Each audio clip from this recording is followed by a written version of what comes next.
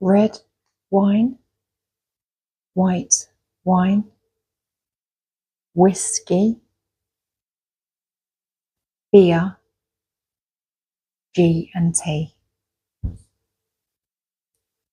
Red wine, white wine, whiskey, beer, G and T, gin and tonic. Red wine, white wine, whiskey,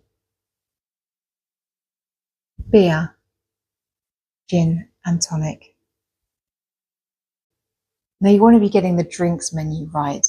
Let's sign this together. Red wine and white wine. The sign for wine is the same. It's this, wine. This is a Y in American alphabet. Y. Okay?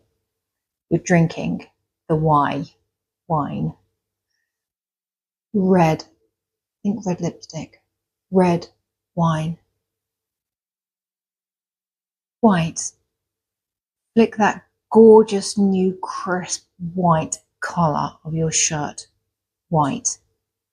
White. Wine. Red. Think red lips. Wine. White. Wine. Wine. Wine. Red. White. Okay. Whiskey. Whiskey. This sign has a number of uses, so you want to be saying it at the same time. People want to be lip reading you. Whiskey. Whiskey. Little finger. Whiskey.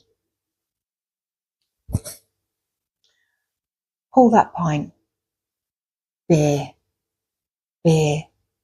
Beer. Beer. And then drink that beer. Beer. Beer. Drink that beer. Pour that pint.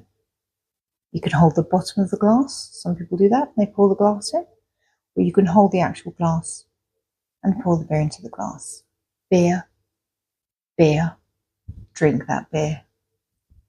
Beer. G and T. G and T. G.